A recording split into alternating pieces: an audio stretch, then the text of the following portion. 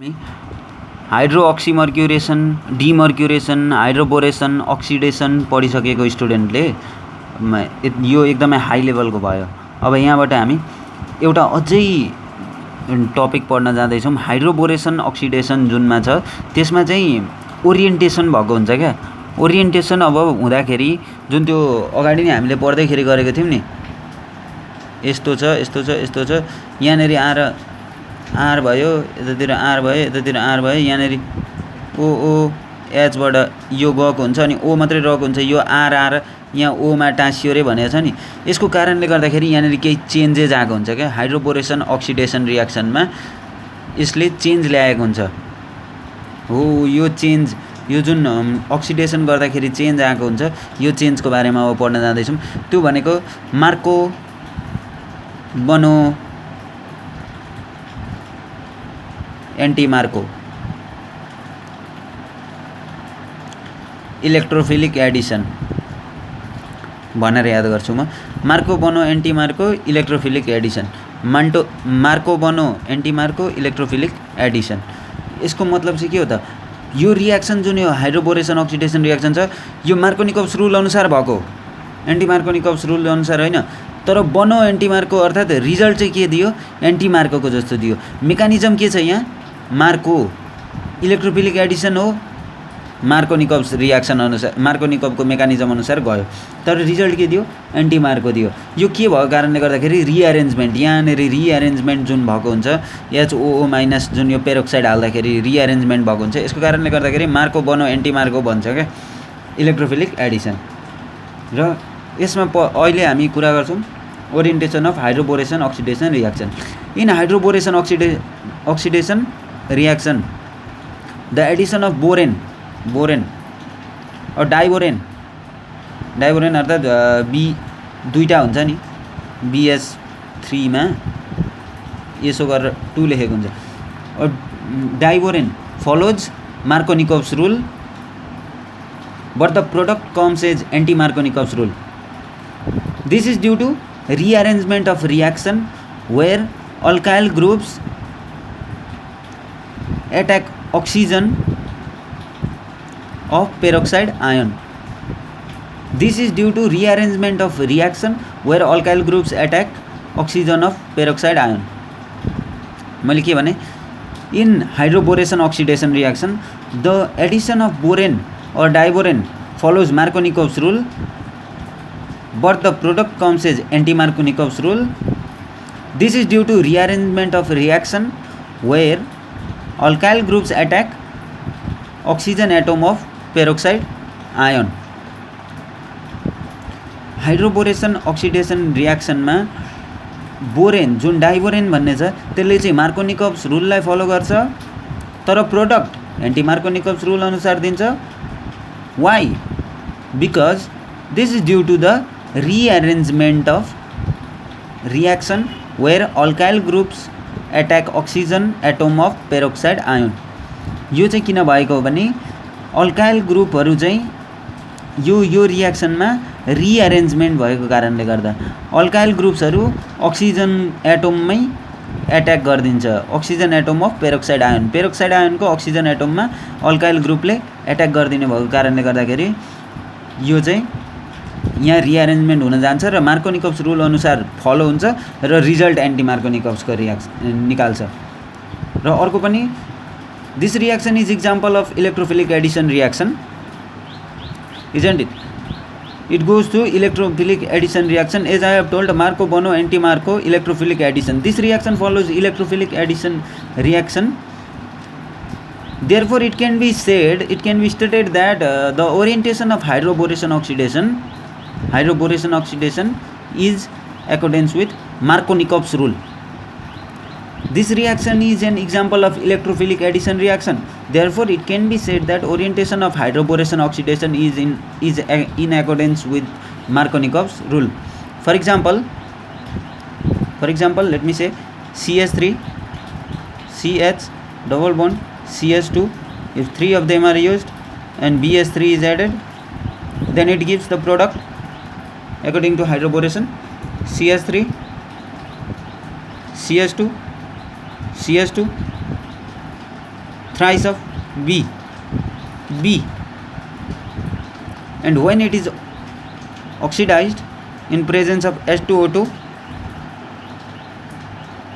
and OH minus, it gives 3 CH3 CH2 CH2 OH plus B OH whole thrice, that is boric acid. It gives propanolane. So in conclusion, orientation of hydroboration oxidation reaction. In hydroboration oxidation reaction, the addition of borane or diborane follows the Markovnikov's rule, but the product comes as anti-Markovnikov's rule. This is due to the rearrangement reaction where alkyl groups attack oxygen atom of peroxide ion. This reaction is an example of electrophilic addition reaction. Therefore, it can be said that the orientation of hydroboration oxidation is in accordance with Markovnikov's rule. For example, this reaction. This is an example. अब orientation of हाइड्रोबोरेसन सँगै ozonolysis भन्ने पनि यहीसँग सिकिन्छ, त्योसँगै polythene र पोलिप्रोपिन बनाउने तरिका पनि सिकिन्छ। ओजोनोलाइसिस भन्ने बित्तिकै ओजोन भन्ने बित्तिकै O3 भनेर बुझ्ने, अनि लाइसिस भन्ने बित्तिकै लाइस हुनुको मतलब के हो? डिग्रेडेसन, डिकम्पोजिसन चाहिँ राम्रो शब्द हो। डिकम्पोजिसन। सो म्याक्सिमम के हुन्छ भने अल्किन जुन हुन्छन्, अल्किनहरू O3 सँग रियाक्सन गरेर O3 सँग कार्बन टेट्राक्लोराइडको प्रेजेन्समा रियाक्सन गरेर ओजोनोइड स्ट्रक्चर बनाउँछन्। यस्तो टाइपको स्ट्रक्चर। यो स्ट्रक्चर कसरी इलस्ट्रेट गरिन्छ? यतापट्टि कार्बन राख्ने, यहाँनेरि अक्सिजन राखिदिने, यता तल O तल हो। यो यस्तो खालको यो घर जस्तो स्ट्रक्चर बनाउँछन्। र यहाँनेरि कुन ग्रुप लागेको छ? यो ग्रुप लागेको छ। यहाँनेरि कुन ग्रुप लागेको छ?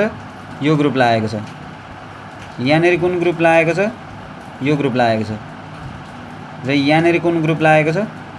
यो ग्रुप लागेको छ। यसरी यो स्ट्रक्चरलाई भन्छ ओजोनोइड स्ट्रक्चर। ओजोनोइड मात्रै पनि भन्छन्, ओजोनोइड भन्छ। र ओजोनोइडलाई फेरि जब जिङ्क वाटरसँग ट्रिट गरिन्छ तब त्यसले कार्बोनाइल कम्पाउन्ड बनाउँछ।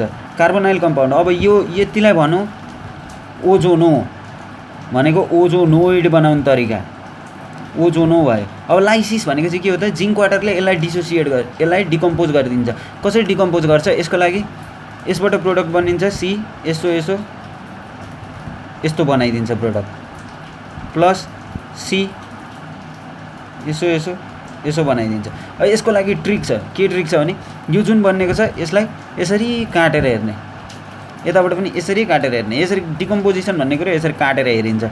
र सी यतापट्टिको जुन छ त्यो यहाँ हुन्छ, र अर्को जुन छ त्यो यहाँ हुन्छ, अनि अर्को यो अक्सिजन यहाँनिर डबल बन्ड लागेर बसेको छ।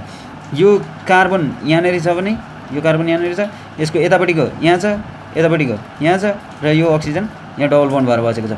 अर्थात् कार्बोनाइल कम्पाउन्ड यो रियाक्सनबाट फाइनल्ली बन्ने भनेको कार्बोनाइल कम्पाउन्ड बन्छ। र यो टोटल रियाक्सनको नाम हो ओजोनोलाइसिस। यो यति मात्रै ओजोनोइड बन्नु मात्रै होइन नि, यो मात्रैलाई ओजोनोलाइसिस भन्ने बुझ्छन्। तर कुरो के हो भने यो कार्बोनाइल कम्पाउन्डै बनाउनुपर्छ। जब अल्किनले ओजोनसँग रियाक्सन गर्छ in presence of carbon tetrachloride, ozonoid structure is formed. When ozonoid structure is further decomposed by the presence of zinc and water, then furthermore carbonyl compounds are formed. This process is called ozonolysis. So what did I just said? Mostly unsaturated compound undergo ozonolysis reaction. Okay. When an alkene is treated with ozone in presence of carbon tetrachloride, ozonoid is formed which undergoes decomposition. This is decomposition by zinc and water to give carbonyl compound, and overall reaction is called ozonolysis. So let me say from the beginning, mostly unsaturated compound undergo ozonolysis reaction when alkene is treated with ozone in presence of carbon tetrachloride, ozonoid is formed, which undergoes decomposition by zinc and water to give carbonyl compound, and the overall reaction is known as ozonolysis. What is ozonolysis?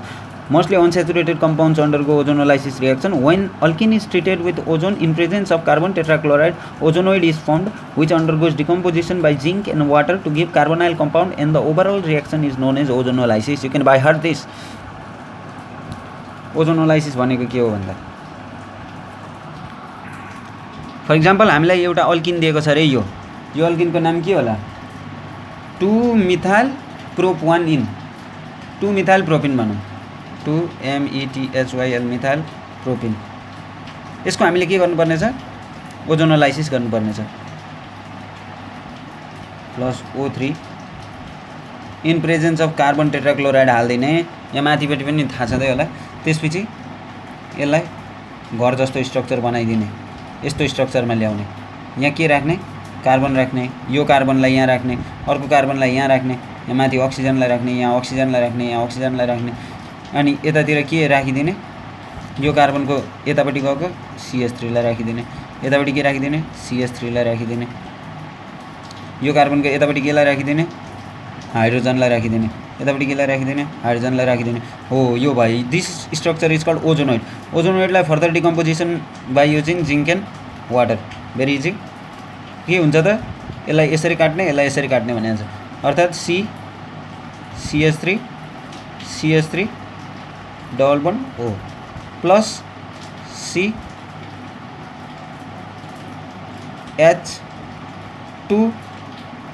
यहाँनिर double bond हो. अर्थात् यतापट्टि H यतापट्टि H राख्दा हुन्छ, यस्तो form हुन्छ. This total process is called ozonolysis.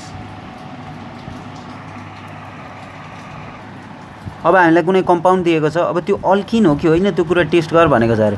Test गर्नु छ भने कसरी गर्ने, अनस्याचुरेसन टेस्ट गर्ने. अनस्याचुरेसन टेस्टमा बच्चाहरूलाई थाहा छ, बियर्स रिएजेन्ट, KMnO4 अनस्याचुरेसन टेस्ट दिने गर्दछ. र अर्को Br2CCl4, Br2CCl4 टेस्ट पनि अनस्याचुरेसन टेस्टमै पर्दछ. र यो एकदमै सिम्पल टाइपको रिएक्सन हुन्छ. अल्किनमा KMnO4 इन अल्कालाइन KMnO4 अर्थात् KMnO4/OH- हाल्ने, त्यसपछि दुईटा सिस डियोल बन्छ, 1,2 सिस डायोल बन्छ, र त्यसले चाहिँ त्यसको कलर चाहिँ कलरलेस हुन्छ. अर्थात् KMnO4 सुरुमा कस्तो हुन्छ त, हामीलाई KMnO4 ल्याबमा दिँदाखेरि कस्तो दिएको हुन्छ, पिङ्क कलरको या फिर रेड कलरको, कस्तो कलरको हुने गर्छ, पर्पल कलरको, रेड कलर पिङ्क कलरको हुने गर्छ भने KMnO4 अल्किनलाई ट्रिट गरेपछि त्यो कुन कलरमा चेन्ज हुन्छ, 1,2 सिस डायलमा चेन्ज हुन्छ, अर्थात् कलरलेस बन्छ. त्यसरी एउटा टेस्ट गर्न सकिन्छ. अर्को Br2CCl4बाट अर्थात् ब्रोमिन हाल्ने, अनि त्यसपछि कार्बन टेट्राक्लोराइड भएको हालेर हेर्दाखेरि के हुन्छ, त्यो अगाडि रेड कलरको हुन्छ ब्रोमिन/CCl4. ब्रोमिनको कलर भनेको रेड कलरको हुन्छ, र त्यो त्यसपछि केमा चेन्ज हुन्छ त, अल्किनमा ट्रिट गरेपछि त्यो कलरलेसमा चेन्ज हुन्छ. KMnO4बाट यसरी अल्कालाइन KMnO4 लिने, अल्किनसँग ट्रिट गराउने, अगाडि पिङ्क या पर्पल कलरको हुन्छ, त्यसलाई रिएक्सन गराउने बित्तिकै के हुन्छ, 1,2 सिस डायलमा चेन्ज हुन्छ, which is colourless. Pink colour purple कलरबाट कलरलेस भयो, यसरी छुट्टिन सकिहाल्छ. र KMnO4 र OH- लाई के भनिन्छ हामीले, अल्कालाइन KMnO4 लाई Baeyer's reagent. This is called Baeyer's reagent. र यो टेस्टलाई बेयर्स टेस्ट पनि भन्छ. यो अनस्याचुरेसन टेस्टमा पनि काम लागेको हुन्छ. अर्को Br2CCl4, यसमा के गर्ने, अघि नै पनि भनेको छु, अल्किनलाई लिने, Br2 in presence of CCl4 treat गराउने, Br र Br ट्रान्सफर्ममा लाग्ने गर्छ, 1,2 ट्रान्स डाइब्रोमो अल्किन बनाउँछ. र त्यसरी यसको कलर अगाडि रेड कलरको ब्रोमिन हुन्थ्यो भने, ब्रोमिनको नेचुरल कलर रेड हुन्थ्यो भने त्यो कलरलेसमा परिवर्तन हुन्छ.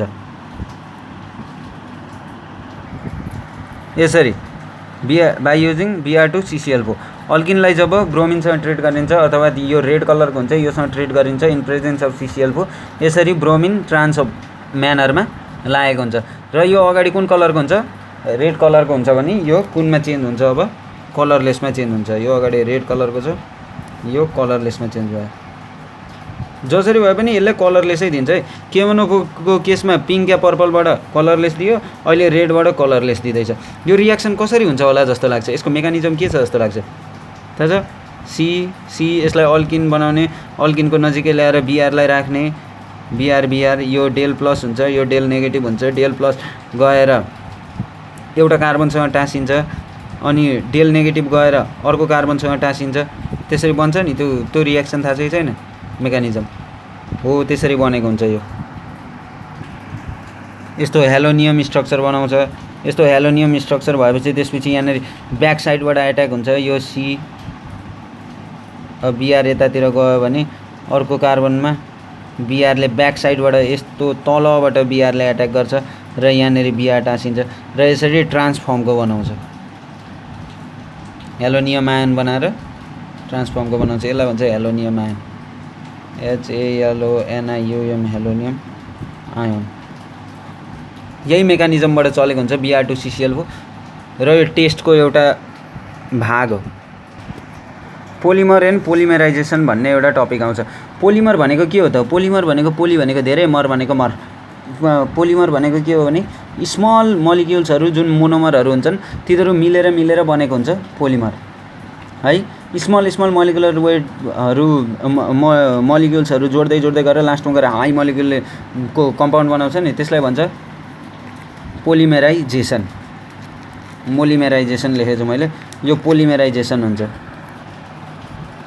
POLY, पोलिमराइजेसन। अर्थात् के हो त? The process by which large number of smaller molecules or monomers combine to give high molecular weight compound is called polymer, is known as polymerization. The process by which large number of smaller molecules or monomers combine to give a high molecular weight compound polymer is known as polymerization. The process by which large number of smaller molecules, that is monomers, combine to give a high molecular weight compound polymer is known as polymerization. The process by which large number of smaller molecules, monomer, combine to give a high molecular weight compound polymer is known as पोलिमराइजेसन। र यो पोलिमराइजेसनबाट mainly दुईटा चीजहरू बनाइन्छ, एउटा polythene र पोलिप्रोपिन। थाहा छ नि त यसलाई? पोलिथिन भनेको त्यो प्लास्टिक सिट, बोतल टोयजहरू हुन्छ नि, खेलौनाहरू बनाउँछ, मेडिकलहरूमा पनि इक्विपमेन्टहरूमा काम लगाइरहेको हुन्छ। अर्को पोलिप्रोपेन भन्ने पनि बनाउँछन् यहीबाट, पोलिमराइजेसनबाट, अल्किनको पोलिमराइजेसनबाट। त्यो पोलिप्रोपिन चाहिँ के हुन्छ? यो कार्पेटहरू हुन्छ नि, कार्पेट, फ्लोर कभरिङ, टिभीका पार्टहरू, इलेक्ट्रिकल सामानहरू हैन, टिभीका पार्टहरू, इलेक्ट्रिकल सामानहरू, मेडिकल इन्स्ट्रुमेन्टहरू, अनि हाउसवेयरहरू हैन, त्यत्रो बनाउनलाई काम लाग्ने भनेको पोलिप्रोपेन, पोलिप्रोपिन, पोलिथिन र पोलिप्रोपिन। अब पोलिथिन चाहिँ कसरी बनाउँछन् भन्दाखेरि, पोलिथिन र पोलिप्रोपिन कसरी बनाउँछन् भने कुनै इथिनलाई लिन्छन् या फिर प्रोपिनलाई लिन्छन् र त्यसलाई हाई टेम्परेचर, हाई प्रेसरमा टाइटेनियम क्लोराइडसँग रियाक्सन गराउँछन्। टाइटेनियम क्लोराइड जसले चाहिँ सबै चिजलाई जोड्ने काम गर्छ, एकदम खतरनाक चिज हो, TiCl4, त्योसँग जोडाउँछन् र जतिवटा उनीहरूले इथिन या फिर प्रोपिन हाल्छन् त्यति नै लामो चेन बनिन्छ र त्यसरी पोलिइथिन र पोलिप्रोपिन तयार हुँदछ। अर्थात् यसरी बनाउने गर्दछन्। इथिनलाई हाई टेम्परेचर, हाई प्रेसरमा टाइटेनियम क्लोराइड, टाइटेनियम कहाँ काम लाग्छ भन्ने कुरो थाहा भयो। यहाँनिर टाइटेनियम क्लोराइडसँग ट्रिट गरेपछि यसरी बन्छ। र यो प्रोपिनलाई जब हाई टेम्परेचर, हाई प्रेसरमा टाइटेनियम क्लोराइडसँग ट्रिट गरेपछि यसरी बन्दछ। CH3 चाहिँ तल हुन्छ, CH, अनि त्यसपछि CH2। अब यहाँ कतिवटा हाल्ने त? N वटा हाल्ने, यहाँबाट कतिवटा निकाल्ने? N वटा निकाल्ने। यहाँबाट कतिवटा हाल्ने? N वटा हाल्ने, यहाँबाट कतिवटा निकाल्ने? N वटा निकाल्ने। यसलाई भन्छ मोनोमर, यसलाई भन्छ पोलिमर। यो मोनोमर हो, यो पोलिमर हो, यो मोनोमर हो, यो पोलिमर हो है।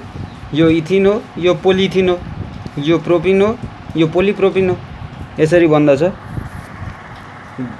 यो अल्किन सल्किन बन्नुको, यो अल्किनको सबैभन्दा ठुलो समाजमा रोल भनेको पोलिथिन र पोलिप्रोपिन बनाउनु।